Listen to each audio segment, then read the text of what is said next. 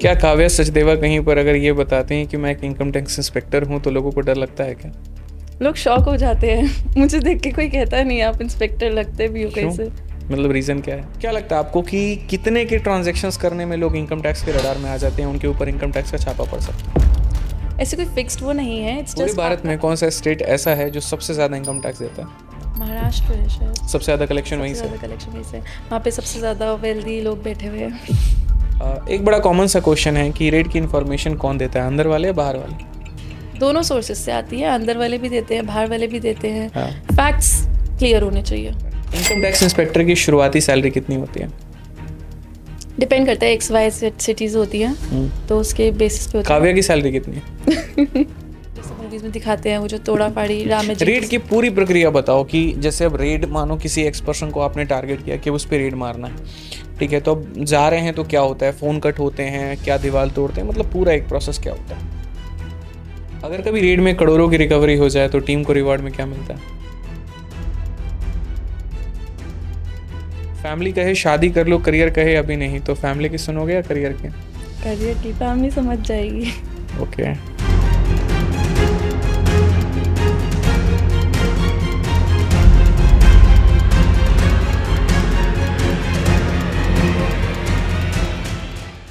जिद मेरे भाई एक ऐसी चीज़ होती है जो इंसान को ऊपर उठा भी सकती है और बहुत नीचे गिरा सकती है। और यकीन मानिए ये तय करता है मेरे भाई कि वो जिद के लिए अपना कितना दीवाना है, कितना उसके अंदर में पागलपन है और किस तरीके से यहाँ पर उसके लिए वो मेहनत कर रहा है। आज हमारे साथ में एक ऐसे शख्स हैं जिन्होंने भी जिद की अपने सपने को पाने की और उसके लिए बहुत मेहनत किया उन्होंने। कई बार उनकी असफलताएं हाथ लगी। 3 बार सीएचएसएल का पेपर दिया जिसमें वो विफल हो गई। सीजल का पेपर दिया जिसमें उनको एक अच्छी पोस्ट तो मिली, लेकिन उसके बाद में वहाँ पर वो पोस्टिंग नहीं ले पाई। फिर उसके बाद में एक बार दोबारा से वो सीजल 2022 में प्रयास करती हैं, जहां पर उनको भारत में सबसे शानदार पदों में से एक पद मिलता है जो है इनकम टैक्स इंस्पेक्टर। और तब उनकी पोस्टिंग होती है जम्मू जैसे एक मात्र राज्य में जहां पर उस समय एक भी महिला कर्मचारी नहीं था, और ये वहां की पहली महिला इनकम टैक्स इंस्पेक्टर उस समय के दौरान बनती है और सेवा वहां पर शुरू करती हैं अपने देश की। आज हमारे साथ में स्टूडियो में मौजूद हैं काव्या सचदेवा, जिन्होंने एक बहुत ही बड़ा कीर्तिमान हासिल किया है, जो आती हैं मुरादाबाद के एक छोटे से एरिया से, छोटे से गांव से, जहां पर कोई साधन नहीं था, कुछ नहीं था, और यूट्यूब के माध्यम से इन्होंने तैयारी करके अपने आप को साबित किया। तो स्वागत करते हैं काव्या आपका। Thank you so much. कैसे हैं आप? मैं बढ़िया, आप बताइए। बढ़िया। कैसा महसूस कर रहे हैं अभी आप यहाँ? अच्छा लग रहा है। एक जो हम इनकम टैक्स इंस्पेक्टर मतलब हमेशा सुनते थे, उसका एक अलग ही मन में ऑरा बना लेते थे। इनकम टैक्स इंस्पेक्टर मतलब रेड, मतलब पैसा, मतलब सारी चीज़ें। तो क्या वाकई में डिपार्टमेंट में ऐसा ग्लोरिफिकेशन मिलता है या फिर ये सिर्फ शब्दों में है? नहीं, मूवी जैसे ग्लैमरस जॉब तो नहीं है इनकम हाँ। Tax inspector. इसमें फील्ड वर्क से लेके पेपर वर्क सब कुछ होता है। हम्म। तो इसमें काफ़ी काफ़ी अलग अलग यूनिट्स होती हैं हम्म। जिसमें पेपर वर्क भी रहता है, फील्ड वर्क भी रहता है। हम्म। और इसमें मतलब इंस्पेक्टर्स पे काफ़ी रिस्पॉन्सिबिलिटी होती है। हम्म। ऐसा नहीं है कि पावर नहीं होती, पावर भी होती है। जैसे अगर आप फील्ड वर्क पे जाते हैं तो इंस्पेक्टर्स पे भी काफ़ी पावर्स होती हैं, लेकिन उससे ज़्यादा उन पे रिस्पॉन्सिबिलिटी रहती है कि उसका मिसयूज़ ना करे वो इंस्पेक्टर्स। ऑनेस्टली बताऊं तो जब भी इनकम टैक्स इंस्पेक्टर की बात आती है तो लोग फील्ड वर्क को ही ज़्यादा ग्लोरीफाई करते हैं, जी। लेकिन मुझे लगता है कुर्सी में अगर 4 घोड़े हैं उसके तो टिका वो एक पर नहीं, चारों पर है। ये जी। काम जो चल रहा है वो सारे विभाग की वजह से चल रहा है, तो बाकियों को भी उतनी ही इज्जत मिलनी चाहिए जितना ये एक रेड वाला जो सो कॉल्ड लोगों ने हाइप बना रखा है उसको मिलता है। तो हम धीरे धीरे करके सारी बातें करेंगे और मुझे लगता है कि एक बहुत शानदार तरीके से हम अपने सभी व्यूवर्स को ये सारी जानकारी देंगे कि असल में ये डिपार्टमेंट है क्या, काम कैसे करती है, प्रणाली क्या है, रेड कैसे मारे जाते हैं, कलेक्शंस कैसे होता है, करप्शन है कि नहीं है, जो लोग हम सुनते हैं सारी चीज़ें हैं, और बेबाक तरीके से, निष्पक्ष तरीके से सारी बातों को करेंगे।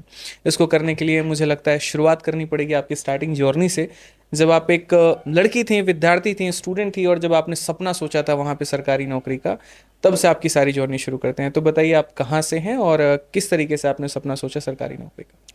मैं मुरादाबाद यूपी से हूँ। मैंने अपनी ट्वेल्थ भी वहीं से करी, कॉन्वेंट स्कूल से। हम्म। उसके बाद मैंने ट्वेल्थ के बाद ही मैंने मेरी एक फ्रेंड थी, उसके साथ बैंकिंग का कुछ आइडिया नहीं था कि क्या करे, तो बैंकिंग की कोचिंग लेने एक इंस्टीट्यूट ये गए थे। बात कब की है? 2018 की है ये। उस समय आप मुरादाबाद में थे? मैं मुरादाबाद में बचपन से मुरादाबाद ही रही हूँ। फिर ट्वेल्थ हुई तो जैसे हर किसी का होता है कि कुछ आइडिया नहीं है कि क्या करे, तो चलो बैंकिंग करते हैं, क्योंकि बैंकिंग ही फेमस थी। तो मैं अपनी फ्रेंड के साथ बैंकिंग की कोचिंग लेने गई थी। तो उधर वो जो काउंसलर्स होते हैं उन्होंने बैंकिंग के साथ एसएससी का मेरे को पहली बार बताया कि ये एसएससी एक एग्ज़ाम होता है जो गवर्नमेंट एग्ज़ाम्स के लिए होता है। तो उसमें काफ़ी तो मैंने उनसे पूछा आप ये सब छोड़ो, पहले बताओ कि इसमें पोस्ट कौन कौन सी होती है। तो उन्होंने काफ़ी पोस्ट बताई थी, एएसओ, डबल एओ, इसमें सीबीआई में सब इंस्पेक्टर। लेकिन जब उन्होंने बोला ना इनकम टैक्स इंस्पेक्टर, मेरा उस दिन डिसाइड हो गया मुझे इनकम टैक्स इंस्पेक्टर चाहिए क्योंकि इतनी सारी पोस्ट में कुछ भी नहीं पता। एएसओ क्या होता है, असिस्टेंट सेक्शन ऑफिसर क्या होता है, असिस्टेंट अकाउंट्स ऑफिसर क्या होता है, कुछ भी नहीं पता। मतलब सिर्फ एक इनकम टैक्स इंस्पेक्टर थी जो मुझे बहुत फेमिलियर सी पोस्ट लग रही थी। ऑडिटर क्या होता है कुछ आइडिया नहीं था। तब मैंने सोचा मुझे वो पोस्ट चाहिए। उसके बाद से मेरे लिए सीजीएल का एग्ज़ाम नहीं रहा, इनकम टैक्स इंस्पेक्टर का पेपर रहा है हमेशा से। मतलब कि आपको मुझे, मछली नहीं दिख रही है, मछली की आंख दिख हाँ रही है। मुझे बस मछली की आग दिख रही है। ओके, तो फिर उसके पीछे आप लग जाते हैं।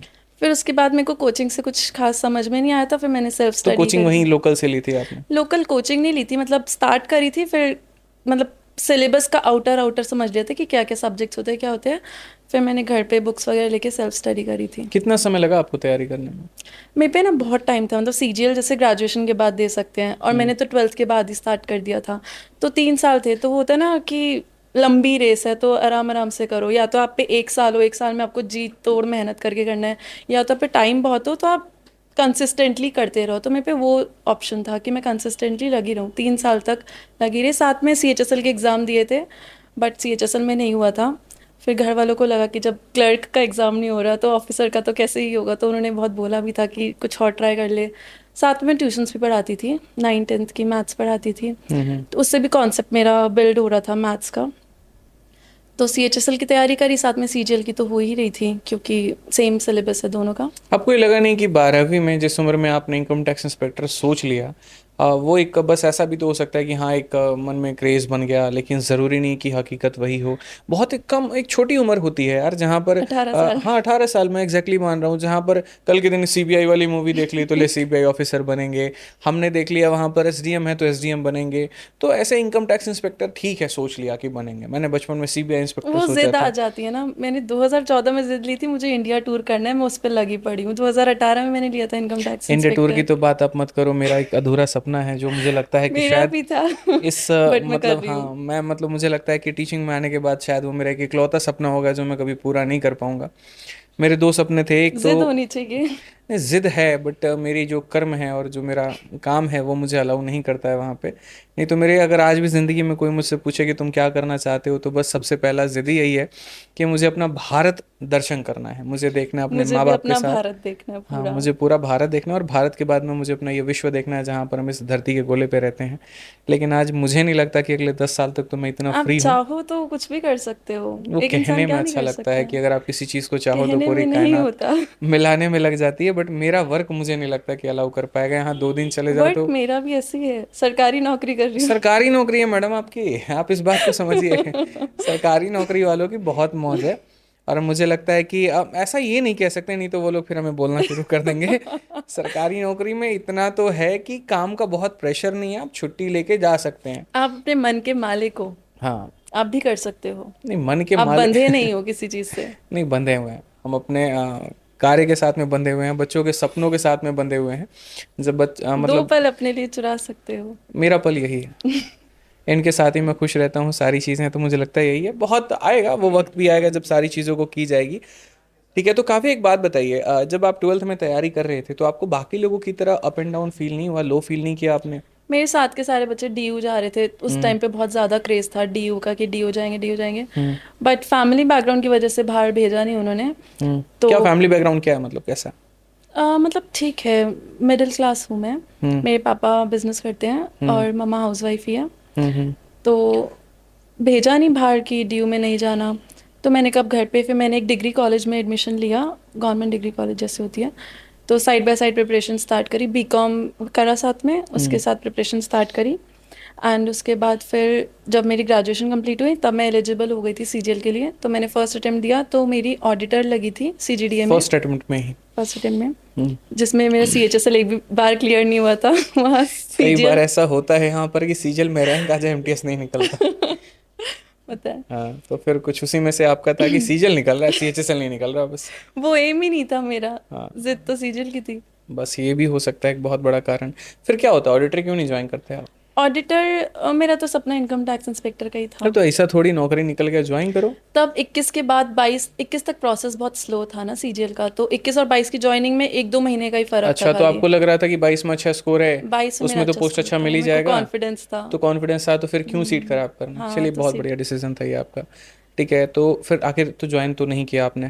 ठीक है, तो मैं ये कह रहा हूँ यहाँ पर कि सीजल 2022 का जब आप पेपर दे रहे थे, ठीक है, तो उस समय आपकी नर्वसनेस हाई थी, लो थी, कॉन्फिडेंस हाई था, लो था, क्या था? 22 तक मेरी प्रिपरेशन बहुत अच्छी खासी हो गई थी, 4 साल किसी एग्ज़ाम को दो। एसएससी आईआईटी तो नहीं है कि नहीं होगा बिल्कुल भी, ये इजी था।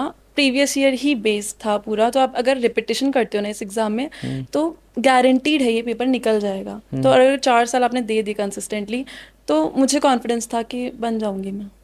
आपने कहा कि एसएससी आईआईटी तो नहीं है, लेकिन यकीन मानो ये उनको तो बड़ा अच्छा लगता है यहाँ पर जो नए बच्चे हैं, लेकिन जो इस चक्रव्यूह में फंस चुके हैं उनसे पूछो कि उनका जीवन ही आधा इसी में निकल गया।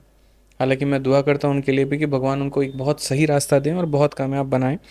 लेकिन मैं भी इस चक्रव्यूह के दर्द में फंस चुका हूँ, जहाँ एक बार मुझे ये महसूस हुआ कि बीपीएससी और यूपीएससी निकालना आसान है, लेकिन एसएससी नहीं। ये जितना आसान कई बार दिखता है उतना होता भी नहीं है। छोटी छोटी गलतियाँ आपको बहुत पीछे ढकेल देती हैं। मुझे लगता है आपने उन गलतियों पर काम किया होगा। तो जी। जब आपका रिजल्ट आता है, इनकम टैक्स इंस्पेक्टर जब आप बनते हैं, क्या माहौल था घर में पूरा?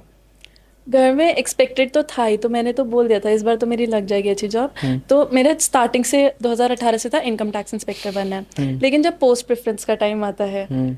तो फिर मेरा एक डबल एओ का पेपर भी होता है ना, असिस्टेंट हम्म। ऑडिट ऑफिसर, तो मैंने, मेरा अकाउंट्स बैकग्राउंड है तो मैंने वो पेपर भी दे दिया था, वो बिना प्रिपरेशन के दिया था बट वो हो गया था। हम्म। फिर मेरा डबल एओ के लिए भी मैं एलिजिबल थी। फिर मेरे को थोड़ा आया कि वो हाई ग्रेड पे जॉब है हम्म। डबल एओ, तब मेरा फिर मन वो हो गया कि हाई पैसा ग्रेड पे। आता है वहां पर 4800 ग्रेड पे और 4600 ग्रेड पे, वैसे तो पैसा, प्रेफरेंस पैसे को दें। फिर थोड़ा उस टाइम पे वीडियोस भी बहुत वो चल रही होती है कि हम्म। ये पोस्ट वो पोस्ट। फिर एमईए का भी आ गया कि कई फॉरेन, सारी मछलियां हो तो फिर आंख कई सारे हो जाते हैं, फिर फिर सपना भटकता फॉरेन है। पोस्टिंग मिलेगी, एमईए का भी आ गया, हाँ। डबल एओ का भी आ गया, इनकम टैक्स इंस्पेक्टर तो था ही। तो काफ़ी फिर मैं वो हो गई थी, हम्म। कंफ्यूज हो गई थी। घर वालों से ही पूछा, उन्होंने कहा तेरे को जो सही लगता है लेकिन 4800 वाली ले। पैसे ज्यादा मिलेंगे। फिर बट मेरा स्टार्टिंग से ही क्लियर था मेरे को इनकम टैक्स तो इंस्पेक्टर लास्ट में चाहिए। किसकी सुनी पोस्ट प्रेफरेंस भरते वक्त में? अपनी सुनी। अपनी सुनी। 2018 वाली काव्या की सुनी। हाँ, 2018 वाली काव्य, जो उसने सपना देखा था इनकम हाँ टैक्स वही इंस्पेक्टर लिया, का। फर्स्ट वही एक डाला। बड़ा कॉमन सा जो फर्क है, लोगों को नहीं पता है, वो ये है कि इनकम टैक्स इंस्पेक्टर और इनकम टैक्स ऑफिसर दोनों हाँ अलग हैं। अलग अलग है। आप किस पे ज्वाइन करते हैं और काफ़ी क्या लोग डिफरेंस है? कंफ्यूज कर देते हैं कि बिल्कुल। यही बोलते हैं ये तो इनकम टैक्स ऑफिसर है, तो वो ऑफिसर नहीं है। सीजीएल के थ्रू इनकम टैक्स इंस्पेक्टर पे पोस्टिंग होती है, फिर ऑफिसर का कोई डायरेक्ट पोस्टिंग नहीं है। इंस्पेक्टर से आप प्रमोट होकर कितने ऑफिसर साल? बनते। अभी प्रमोशंस काफ़ी स्लो चल रहे हैं डिपार्टमेंट के, 6-7 साल तो मिनिमम लग जाएंगे। कुछ लोगों ने कहा कि 2 साल में ऑफिसर बन जाएंगे। नहीं, 2 साल में तो प्रोबेशन ही कंप्लीट होगा। अच्छा।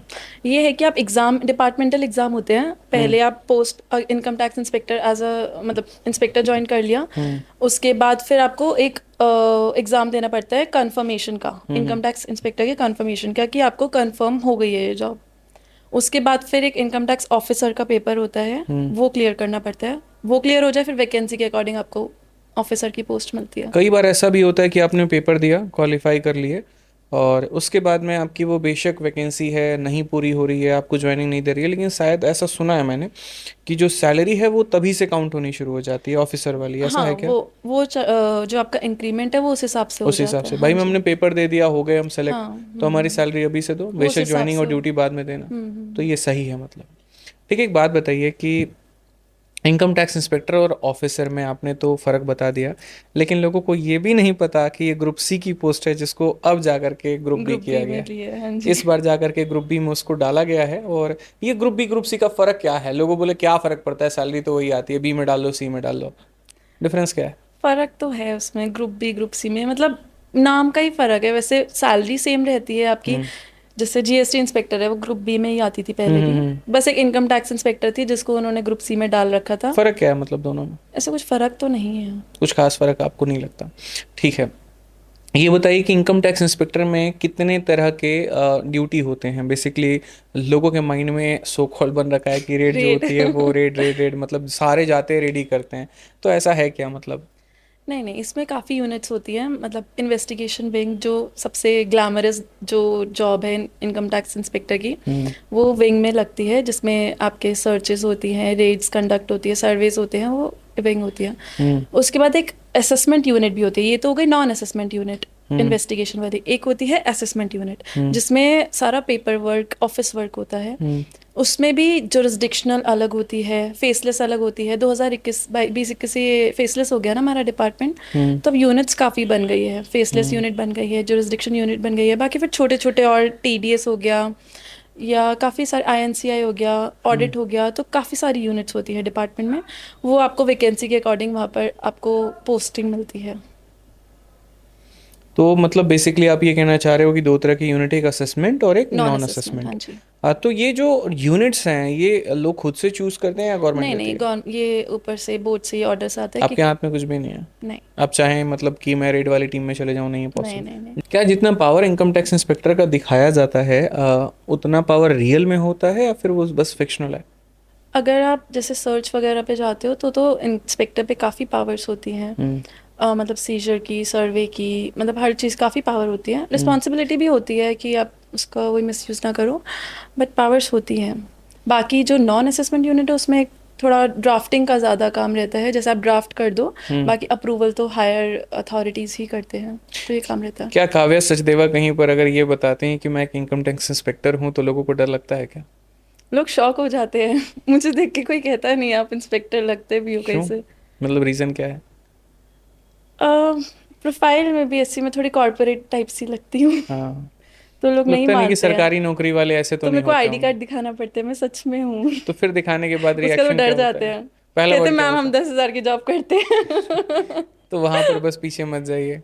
इतना डर क्यों है मतलब लोगों को इनकम टैक्स इंस्पेक्टर या इनकम टैक्स लोगों से? क्योंकि उनको लगता है अगर उनकी इन्फॉर्मेशन या कुछ भी मतलब उन पर चढ़ गई तो रेट पड़ जाएगी। एक ही मोटा मोटा आइडिया लोगों को रहता है कि इन्फॉर्मेशन का ही रेट पड़ जाएगी। हम्म। इतना इजी नहीं होता है, लेकिन तो काफ़ी कितना आसान, मतलब क्या है रीड करने के प्रोसेसेस क्या है? काफ़ी लीगल फॉर्मेलिटीज़ होती है। कोई भी केस प्रिपेयर होता है, उनको फैक्चुअल हमें चीज़ें चाहिए होती है। उसके बाद हायर अथॉरिटीज़ पे जाता है, अप्रूवल्स चाहिए होती है बहुत सारी, मतलब काफ़ी बोर्ड तक मैटर जाता है। उसके बाद फिर कोई एक्शन लिया जाता है। बट कहीं पर कोई किसी तरीके से इनपुट भी तो दे सकता है कि अननोन कॉल के माध्यम हाँ, से, आप कि आपको पता नहीं कभी डिपार्टमेंट में ऐसा होता तो होगा, अननोन कॉल आया, टीईपी लीड फाइल मिले। होती है, टैक्स इवेजन पिटिशंस। लोगों को लगता है कि सामने वाले पे बहुत पैसा, तो वो टीईपी फाइल कर देते हैं। या बैंक्स पे इंफॉर्मेशन होती है तो वो फाइल कर देते हैं कि कुछ कुछ गड़बड़ है इनके उसमें। तो ये सारा एक सिस्टम पे डेटा फीड होता है, उसके बेस पे फिर हम पे केसेस आते बेसिकली लोगों पर जो रेड पड़ता है वहां पे, तो वो इन्फॉर्मेशन क्या लगता है किन किन सोर्सेस से जाते होंगे इनकम टैक्स के पास में? हैं। बहुत सारे सोर्सेज हैं, इन्फॉर्मर्स होते हैं, बैंक्स होते हैं, कोई भी आप कोई भी टीईपी फाइल कर सकता है, मतलब टैक्स इवेजन पिटीशन फाइल कर सकता है कि इस पे इतने इतने पैसे हैं, ये प्रॉपर्टीज़ है, ये है, वो है। या फिर बैंक्स का जो बताया मैंने, बैंक्स फाइल कर देती है, एसटीआरस कहते हैं कि इसके अकाउंट में कुछ अजीब सी ट्रांजैक्शंस हो रही है। इन्फॉर्मर्स होते हैं, काफ़ी सारे सोर्सेस होते फिर हैं। वहां से पूरा इनकम टैक्स का असली खेल शुरू होता है। जो हमारा सिस्टम है वो भी खुद उठा लेता है केसेस की। मतलब जैसे काफ़ी टाइम से कोई इंसान कम मतलब ज़्यादा फाइल कर रहा था आईटीआर अपनी, सडनली एकदम से लो फाइल करने लग गया, तो काफ़ी पैरामीटर्स होते हैं जिसके बेसिस पे केसेस। आपके ऊपर इनकम टैक्स की रेट तब लग सकती है अगर आप अपने आईटीआर को सही तरीके से मेंटेन ना करें। ये मेरी एक पर्सनल सुझाव है आपको। अगर कई बार आपने 2-3 साल तक प्रॉफिट दिखाया है और चौथे साल में एकदम से अगर आप वहाँ पर जो है लॉस दिखाना शुरू करें, तो आप वहाँ सस्पेक्ट बन सकते हैं। ये बात मैं नहीं, मेरे सीए भी यही बात बोलते हैं, और आज एक ऑफिसर भी हैं इनकम टैक्स इंस्पेक्टर, ये भी यही बात कह रही हैं। तो कृपया इस बात का ज़रूर ध्यान दें और टैक्स चोरी से भी बचें और देश हित और अपना भी हित करें। क्या लगता है आपको कि कितने के ट्रांजैक्शंस करने में लोग इनकम टैक्स के रडार में आ जाते हैं, उनके ऊपर इनकम टैक्स का छापा पड़ सकता है? ऐसे कोई फिक्स्ड वो नहीं है, इट्स जस्ट आपका अकाउंट कितना, मतलब बिजनेस इनकम आपके कितने विड्रॉल्स और डिपॉजिट्स हो रहे हैं। कुछ अनयूजुअल होता है तब वो आपके, तब हमारे वो रडार में आ जाते हैं, बट ऐसे कुछ फिक्स्ड नहीं है। लेकिन किन लोगों पे छापा पड़ता है? जिनकी अकाउंटिंग सही नहीं है या फिर जिनके अकाउंटिंग में इनकम झोल है। ज़्यादा है? नहीं, इनकम ज़्यादा आप पे अगर वैलिड सोर्सेस है उनके, तो आप तो रिस्पॉन्स दे सकते हो ना कि हमारा ये बिजनेस है, इससे ये इनकम आई है। आप पे आंसर होने चाहिए, जो भी आपके अकाउंट में इनकम आ रही है या विड्रॉल्स हो रहे हैं, उनका प्रॉपर आप पे रीजंस होने चाहिए, एक्सप्लेनेशन होने चाहिए, तो आप सेफ हो। लोग पहले कहते थे कि इनकम टैक्स वालों की बड़ी कमाई होती है और बहुत पैसा कमाते थे, लेकिन जब से फेसलेस आया है तब से उनकी कमाई बंद हो गई है। और आज सीजल में ये भी है, कहा जाता है ऐसा, ठीक है, मैं तो ये मेरे शब्द नहीं है बल्कि लोगों के शब्द है, तो मैं आपको रिपीट करता हूँ कि एक वक्त था जहाँ इनकम टैक्स इंस्पेक्टर लोगों की प्राथमिकता थी, और अब वो सोचते हैं अरे छोड़ो पैसा नहीं हटाओ यार, एमईए ले लेते हैं और बाकी पोस्ट ले लेते हैं। तो क्या है ये पूरा मंजर, थोड़ा सा आप बताइए इसके बारे में। पहले डिपार्टमेंट फेसलेस नहीं था, तो प्री फेसलेस एरा जो था उसमें ज़्यादा इंटरेक्शन रहता था टैक्स पेयर से। मतलब एसेस आसान भाषा में कहे तो जिसके ऊपर में रेड लगाया और जो रेड करने वाला वो कांटेक्ट कर हाँ, सकते वो थे, कांटेक्ट। तो वहाँ सेटलमेंट्स के चांसेस हो भी सकते थे, हाँ, नहीं भी हो हाँ सकते जी, थे। वो डिपेंड करता है। डिपेंड करता है, बट अब की कहानी क्या है। अब जब फेसलेस हो गया तो अब टैक्स पेयर और जो हम असेसिंग यूनिट है हम्म। उनके बीच में डिस्टेंस काफ़ी क्रिएट हो गया है। हमें पता नहीं कि हम एक फेसलेस इंसान की वो कर रहे हैं, असेसमेंट कर रहे मतलब हैं। अब अगर अभी जो है काव्या किसी केस पर काम कर रही हैं, तो उन्हें ये नहीं पता कि जो इंसान है जिसके ऊपर में वो काम कर रही हैं वो कहाँ है, और पता भी हो तो आप उसको कांटेक्ट नहीं कर सकते हैं। आप उसको कांटेक्ट मतलब आप ऑफिशियली कांटेक्ट कर सकते हो, हम्म। नोटिसेस जाते हैं, वो नोटिसेस का रिस्पांस देते हैं ऐसे करके, बट आप उसको ऐसे आउट ऑफ द पेपर जाके कांटेक्ट नहीं कर सकते हो। क्यों, रीज़न क्या है, कोई चाहे करना। मैं अगर मानूं मैं बहुत करेक्ट ऑफिसर हूं और मेरे को करप्शन ही पसंद है, मैंने ज्वाइन ही किया करप्शन करने के लिए, और मेरा उद्देश्य है कि मेरे पास में तो सामने वाले की पूरी फाइल है और मैं उससे कांटेक्ट करना चाहूँ, तो मैं तो कर सकता हूँ, तो जो इसका हम क्या है। केसेस करते हैं वो हम एक इंफॉर्मेशन के बेसिस पे करते हैं, हम्म। जो कि हमारे सिस्टम पे इंफॉर्मेशन पहले से ही अपलोडेड होती है, हम्म। तो हम उसी पे ही वो करेंगे, असेसमेंट करेंगे। जो हमें केसेस दिया इसकी इतनी इनकम है, इतना वो है, उस पर हम टैक्स लगाएंगे, हम उसको सबमिट कर देंगे, वो हायर अथॉरिटीज़ पे जाएगा अप्रूवल के लिए, फिर वो हम सिस्टम पे चला जाता है, मतलब बैक एंड जो एक ऑटोमेटिक सिस्टम जो बना हुआ है उस पर, फिर वो चेक करता है पूरा कि टैक्स वगैरह सही कैलकुलेट है, तो आप वहाँ से बच नहीं सकते हो। मतलब जब सब कुछ एंट्री हो गई है तो नहीं हाँ, बच बहुत सकते। ही ज़्यादा डिजिटलाइजेशन हो गया है सिस्टम हमारा, हम्म। तो सब कुछ तो आप ये अंडर कह रहे हैं, सर्विलेंस है। दूसरा ये भी मैंने सुना है कि जनरली नॉर्थ वाले में जो पोस्टिंग है उनको साउथ का केस मिलता है, साउथ वाले को ऑल ओवर नॉर्थ का। इंडिया, पैन इंडिया केसेस रहते हैं, किसी को भी किसी का भी केस मिल जाता है। हम्म। पहले ऐसा था कि अगर आप एक रीजन में है तो उसी के केसेस आपको डील करने हैं, बट आफ्टर फेसलेस आपको पैन दिल्ली के इंडिया। व्यापारी दिल्ली के ऑफिसर के साथ सेटलमेंट कर हाँ सकते थे, बट अब दिल्ली के ऑफिसर्स के पास में क्या पता केरला और कर्नाटका की जी, फाइल्स हो, बिल्कुल। तो वहाँ पर सेटलमेंट आसान नहीं है। जी और ये एक बहुत अच्छी पहल है सरकार की, तो जी, ये पहले क्यों नहीं आया गवर्नमेंट के दिमाग में। डिजिटलाइजेशन बाद में हुआ है क्योंकि इसमें बहुत ज़्यादा टेक्नोलॉजी इन्वॉल्व है, सब कुछ इन्वॉल्व है, कंप्यूटर्स का बाद में इतना तो मतलब क्या लगता इंक्रीज है हुआ आपको है, किस गवर्नमेंट ने किया ये जो चल रही है। जो चल रही है वहाँ पे, तो ये एक अच्छा कदम आप मानते हैं इसको, या फिर क्या है मतलब आपकी तरफ से।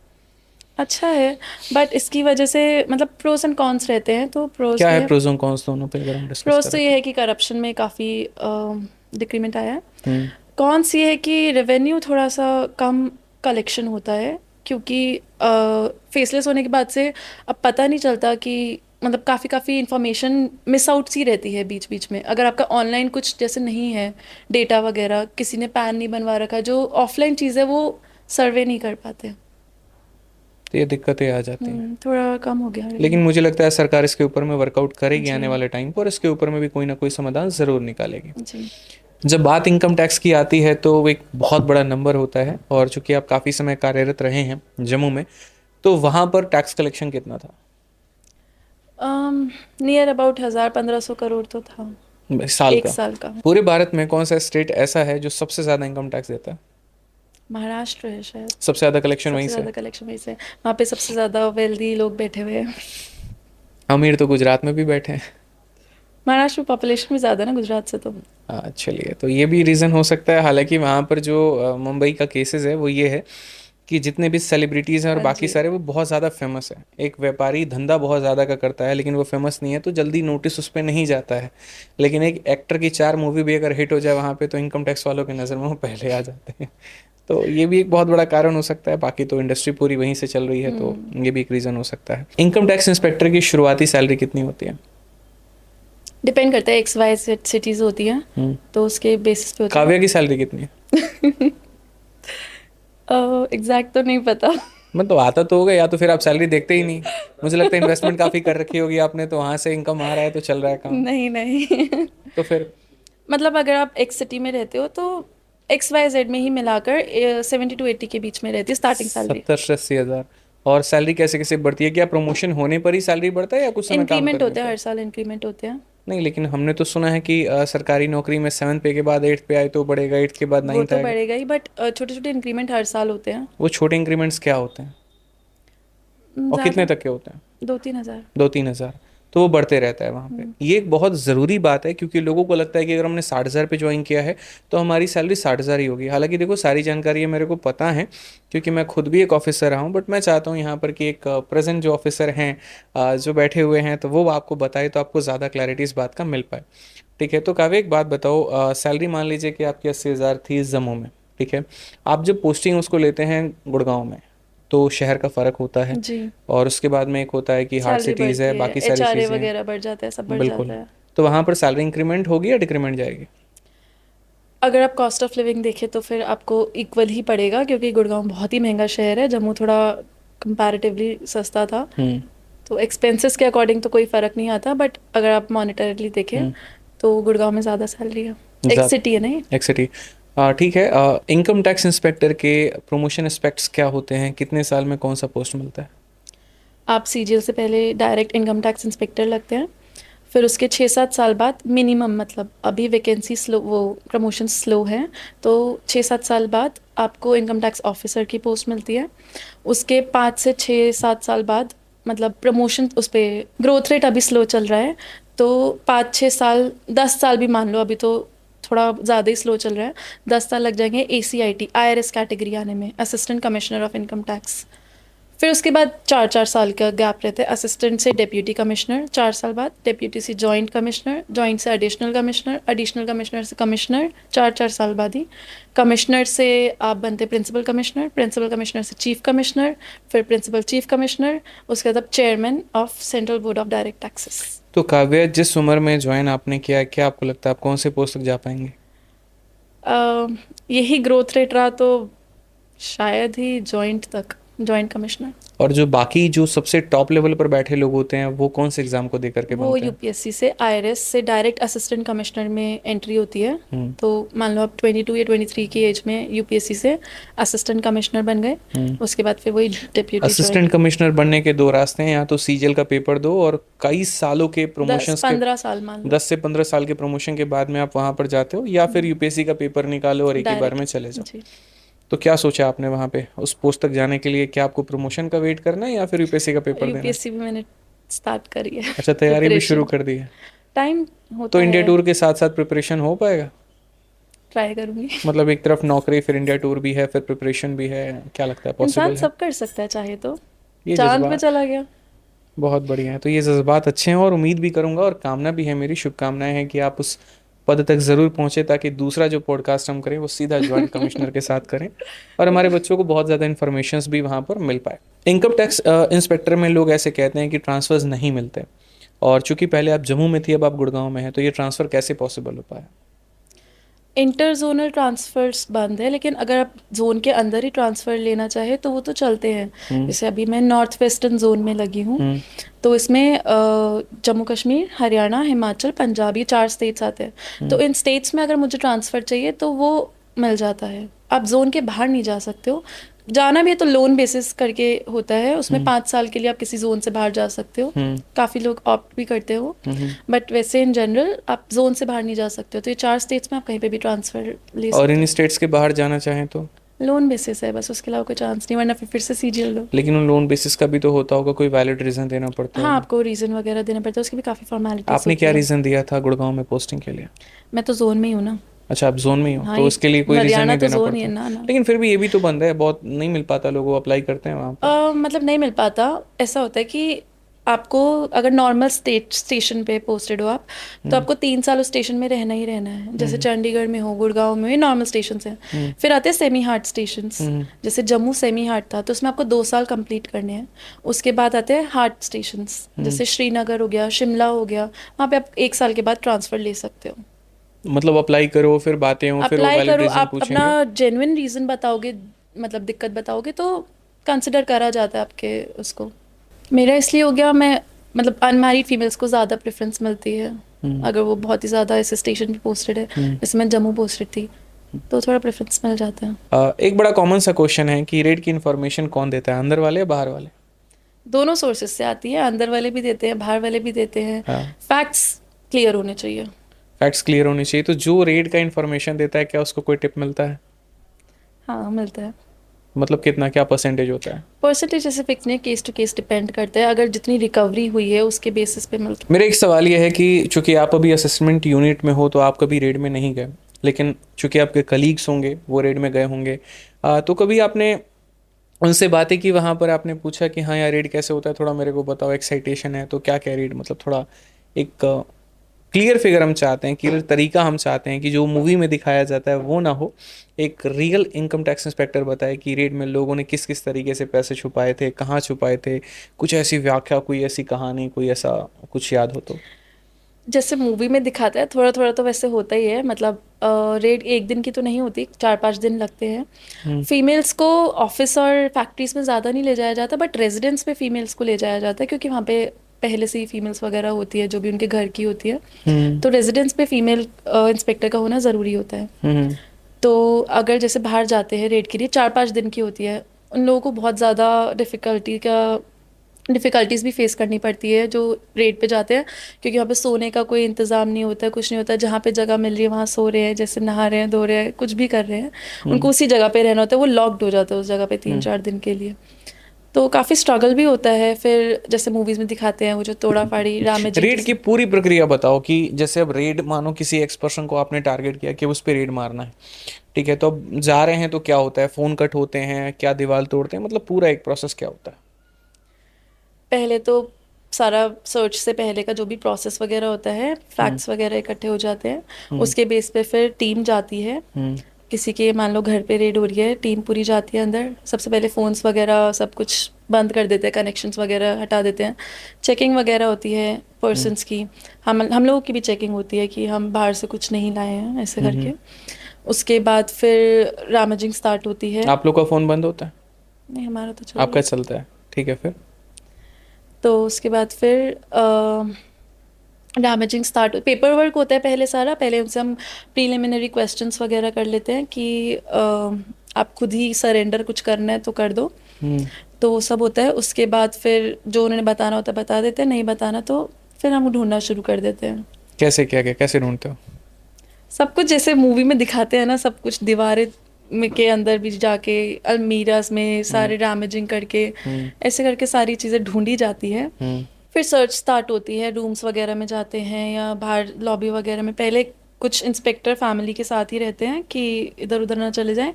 उसके बाद फिर आप रूम्स वगैरह में सर्चेस होती हैं, मतलब काफ़ी ऐसी ऐसी चीज़ें भी मिलती है जो बोल भी नहीं सकते, पर्सनल चीज़ें होती लोगों की। हम्म। काफ़ी चीज़ें मिलती हैं, पैसे ढूंढने के काफ़ी, मतलब दीवारें भी कभी कभी तो तोड़नी पड़ती है। मतलब हर एक कोशिश करी जाती है कि जिससे जितना भी घर पे कैश वगैरह या डॉक्यूमेंट्स वगैरह है वो सारे मिल जाएं। रेड डालने की परमिशन किससे मिलती है आपको? ये ऊपर बोर्ड से ऑर्डर आते हैं, हम्म। केस पूरा तैयार किया जाता है, वो आगे हायर अथॉरिटीज़ पे जाता है। उसके हम्म। बाद फिर ऊपर से परमिशन आती है कि ओके है, फिर जाती है। क्या कोई ऐसा रॉबिन हुड मिला कि जो आपसे कई गुना ज़्यादा स्मार्ट हो और आगे हो वहाँ पे, और आपको इन्फॉर्मेशन मिली बहुत पैसा है, आप वहाँ पर गए रेड मारने और कुछ भी ना मिला? काफ़ी केसेस में ऐसा होता है कि मतलब बहुत, रेड में भी बहुत पैसा खर्च होता है। एक रेड कंडक्ट कराने में काफ़ी पैसा खर्च होता है। किस तरह से? आप रेड अगर करोगे तो पहले तो जो भी इंस्पेक्टर्स वगैरह होते हैं, जो भी टीम जाती है, उसका रहने खाने पीने वगैरह का सारा खर्चा होता है। उसके बाद फिर फॉरेंसिक्स जो भी आते हैं, फॉरेंसिक्स जैसे अभी हमें मिल जाए कुछ डिजिटल वो मिल जाए, तो उसको आपको डिकोड कराना है या कुछ कराना है तो फॉरेंसिक्स आते हैं, फॉरेंसिक्स पे पैसे जाते हैं। या आप पे कुछ गोल्ड या ऑर्नामेंट्स वगैरह आ जाए तो वैल्यूअर पे पैसे जाते हैं। मतलब काफ़ी पूरे टीम पे खर्चा होता है। इस रेड में लोकल पुलिस भी आपके साथ होती है? हाँ, लोकल पुलिस भी इन्वॉल्व होती है। इंस्पेक्टर्स जाते हैं हमारे ऑफिस से, हम्म। और साथ में पुलिस वाले भी जाते हैं। जैसे कभी सीआरपीएफ वालों को इन्वॉल्व कर लेते हैं फॉर सिक्योरिटी रीजंस। अगर कभी रेड में करोड़ों की रिकवरी हो जाए तो टीम को रिवॉर्ड में क्या मिलता है? सैलरी मिलती है। हम काम ही इसी चीज़ के लिए कर रहे हैं कि गवर्नमेंट का रेवेन्यू इकट्ठा करें, तो हमें सैलरी उसी चीज़ की मिलती है, तो वही हमारे लिए रिवॉर्ड है एक। लेकिन आपको लगता नहीं है कि यार, जैसे आपने मेरे को पहला कदम बताया कि सर हम रेड के लिए जाते हैं और हम फ़ोन सबमिट कर लेते हैं, तो जो स्पेशल 26 जैसी मूवी बनी है जहां पर इसका नाजायज फ़ायदा उठाया गया है, जब आप मान लो कि लोग तो डिफरेंशिएट ही नहीं कर पाएंगे, असली जनता को पता ही नहीं चलेगा असली टीम कौन है, नकली टीम कौन है।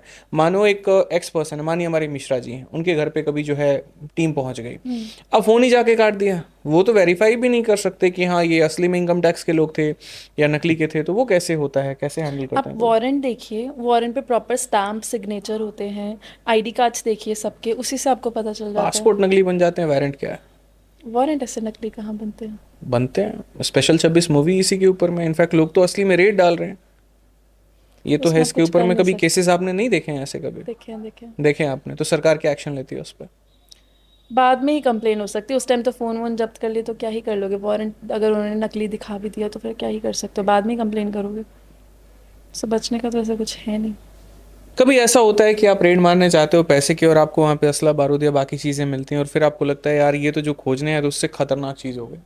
हाँ, होता है ऐसे, जैसे अगर हमें और भी कोई चीज़ें मिलती है तो हम और डिपार्टमेंट्स को भी इन्वॉल्व कर लेते हैं, ईडी को इन्वॉल्व कर लेते हैं, जीएसटी वगैरह जिसके केसेस होते हैं हम। क्या एक फीमेल ऑफिसर को अलग तरह का बिहेवियर देखने को मिलता है? कभी कभी अंडर एस्टिमेट करा जाता है, बट आपको प्रूव ज़्यादा करना होता है एज कम्पेयर टू मेल। मतलब क्या चाहते हैं जो सीनियर्स होते हैं, वो क्या कहते हैं कि रहने दो तुम बच्चे हो, अभी नहीं कर पाओगे, क्या कुछ बोलते हैं? कुछ कह देते हैं ऐसे, मतलब दिखा देते हैं कि, कैसे, क्या बोलते हैं, कोई ऐसा मतलब स्लैंग? बोलते कुछ नहीं है बट एक उनके तरीकों से पता चल जाता है कि यार ये लड़की है, समझाना ज़्यादा पड़ेगा या कुछ ज़्यादा करना पड़ेगा, उससे अच्छा तो किसी एक लड़के को काम बोल दो तो जल्दी हो जाएगा। ये बट मतलब माइंडसेट का खेल हाँ, है? ये माइंडसेट है। आप इसको जस्टिफाइड मानते हैं? नहीं, क्यों नहीं मानते? क्योंकि ऐसे भी काफ़ी, मतलब आप फिजिकली बात करो तो चलो मैं एक बार को मान लूंगी कि मेल और फीमेल में बहुत डिफरेंस है, बट अगर मेंटली बात करो तो फीमेल्स ज़्यादा आगे जा रही और हैं अगर आज। जब डिफरेंस था ही तो फिर पोस्ट पे सेलेक्ट क्यों किया? एग्जैक्टली। फिर तो अलग अलग भर्ती निकालते, हमारी भर्ती निकालते ही नहीं, लेकिन जब भर्ती पे ली है तो एटलीस्ट अब डिफरेंस जब तो मत आपने मानो। करा है उसको, फीमेल को आपने अंदर इंडक्ट करा है डिपार्टमेंट में, तो इक्वल ट्रीट करना चाहिए उसको। मतलब फीमेल्स आती भी कम है। क्या लगता है डिपार्टमेंट में फीमेल्स को किस किस तरह की परेशानियां होती हैं? मेल डोमिनेटेड डिपार्टमेंट है, मतलब ज़्यादातर गवर्नमेंट डिपार्टमेंट, सिर्फ इनकम टैक्स नहीं, ज़्यादातर मेल डोमिनेटेड ज़्यादा रहते हैं। उसी की वजह से कितने सारे तो एक्ट आए हैं, पॉश एक्ट आया है, काफ़ी सारे एक्ट आए हैं उनकी सेफ्टी क्या को। ये कौन सा एक्ट है? Posh act, prevention of sexual harassment at work. ऐसा भी तो कर सकते हैं कि जो हेड बनते हैं वहां पे वो फीमेल को बना दो। फीमेल ही हेड होती है उनकी, मतलब इस एक्ट की जो जैसे ग्रीवेंसेस होती है वो फीमेल हेड होती है। कोई भी ग्रीवेंसेस होती है, आप वर्क प्लेस पे किसी फीमेल को हैरेस नहीं कर सकते हो, काफ़ी सारे गाइडलाइंस हैं। प्रिपरेशन में तो कई सारे लोगों का योगदान होता है, आपके लाइफ में कोई ऐसा व्यक्ति जिसका सबसे अहम योगदान रहा हो? हाँ, मेरा एक दोस्त था, मतलब ऐसा होता है ना, कभी कभी आप इतनी जब लंबी जर्नी होती है तो आप होप्स आपके कम हो जाते हैं, कभी कभी कभी कभी आपको ऐसा लगता है कि नहीं हो पाएगा। तो एक दोस्त था मेरा, उसने को हर टाइम हर उस पर बहुत मोटिवेट करा।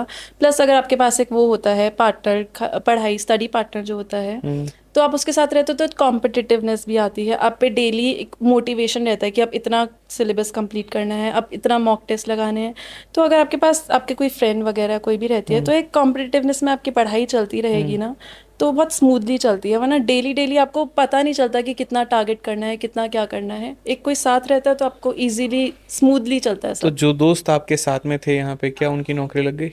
हाँ, वो अभी पोस्टेड है जबलपुर में। वो भी पोस्टेड है, आप भी जी पोस्टेड है वहाँ पे, चलिए बहुत बढ़िया बात है। बड़ा अच्छा लगता है यहाँ पर कि जिसके साथ में आप तैयारी कर रहे हैं, अगर वो भी जी। कामयाब हो तो मिल करके खुशियाँ बांटी जाती हैं। नहीं तो कई बार ऐसा होता है कि लोगों को ये लगता है हमने बढ़ा दिया आगे, हमें पीछे रह गए, जी तो ये बड़ा उन्हें भी बुरा लग रहा होता है। बट बहुत अच्छा लगा, और दूसरा जो आपने उन्हें एड्रेस किया वहाँ पे, उनको जो धन्यवाद आपने कहा, वो भी बहुत बहुत बहुत सराहनीय है। नहीं तो अक्सर लोग अपनी कामयाबी को ज़्यादा बोस्ट करते हैं और दूसरे की चीज़ों को भूल जाते हैं। अब मेरे कुछ रैपिड फायर क्वेश्चंस हैं आपसे यहाँ पे, ठीक है, और जल्दी जल्दी आंसर देना है आपको इसका, ठीक है? तो मेरा सबसे पहला सवाल आपसे यहाँ पर है कि आपने किसी गरीब के घर रेड डालनी है, तो पहला ऑप्शन है कि आप ड्यूटी निभाओगे या फिर दूर निकल जाओगे? ड्यूटी निभाऊंगी। ड्यूटी निभाओगे। रेड में सब एविडेंस मिले लेकिन सामने वाला रोते हुए गिड़गिड़ाते हुए आपके सामने हाथ पैर जोड़ने लगे, तो ऑप्शन नंबर ए, प्रोसेस चालू रखोगे या थोड़ा सा सॉफ्ट हो जाओगे?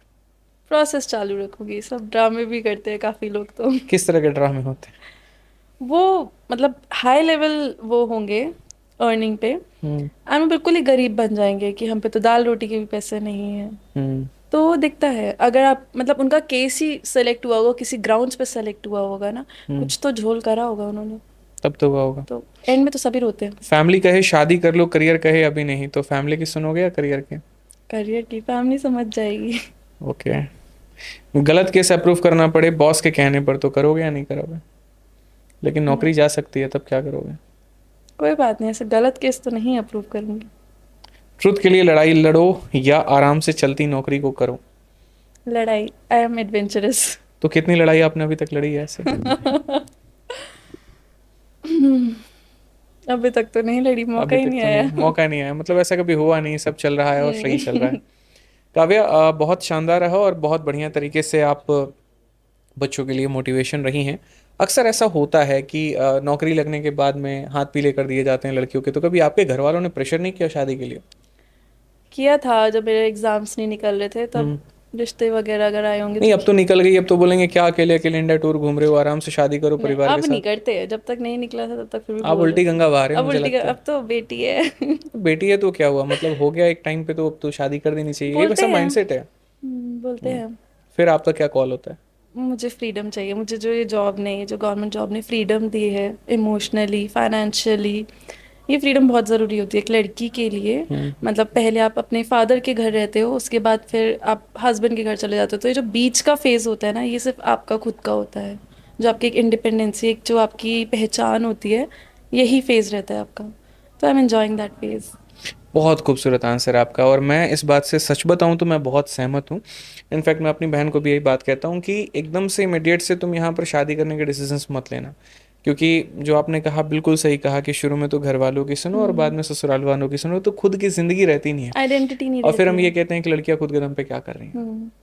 ठीक है, तो ये एक माइंडसेट था जिसको आपने तोड़ा है, और फैमिली आपकी सपोर्ट कर रही है तो बहुत अच्छी बात है। ठीक फैमिली है। ने भी सपोर्ट करा है। बिल्कुल बिल्कुल, तो एक सशक्तिकरण की कहीं ना कहीं बात यहाँ पर भी आ जाती है। आगे चल करके क्या सपने हैं काव्या के? इंडिया ट्रैवल ही चल रहा है अभी तो मेरा। अब तक? जब तक इंडिया टूर कंप्लीट नहीं हो जाता फिर वर्ल्ड टूर पे आऊंगी। फिर वर्ल्ड टूर पे जाएंगे आप, और यूपीएससी की तैयारी भी आपकी चली रही है। यूपीएससी की। काव्य, कुछ ऐसा संदेश है जो आप हमारे बच्चों को देना चाहेंगे? क्योंकि देखो मैं आपको एक बात बताऊं, जितनी फैसिनेटिंग अभी ये ऑडियंस को आपकी बातें लग रही हैं, तो इनके अंदर में एक फीलिंग आ रही होगी, यार क्या ज़िंदगी है बताओ, बढ़िया एकदम, देखो यार लाइफस्टाइल देखो, ये देखो वो देखो। ठीक है, तो एक एस्पिरेंट कभी आप भी रहे होगे, आपने भी औरों को देखा होगा वहाँ पे, और आपने भी सोचा होगा यही ज़िंदगी मेरी भी होती। वहाँ से लेकर के यहाँ तक का सफ़र आपने तय किया है, हम्म। आपको सारी चीज़ें मिली हैं, उसमें जो पेन आए, जो बाकी चीज़ें हैं वो आप ही जानते हो। बट आज आपके बच्चे जो ये सारे के सारे देख रहे हैं, वो आपको बहुत मोटिवेशनल के तौर पे लेने वाले हैं। तो आपका सजेशन उनके लिए क्या होगा, एक पहले की चीज़ और एक आज की चीज़, कितना अंतर मानते हैं और क्या सजेस्ट करेंगे?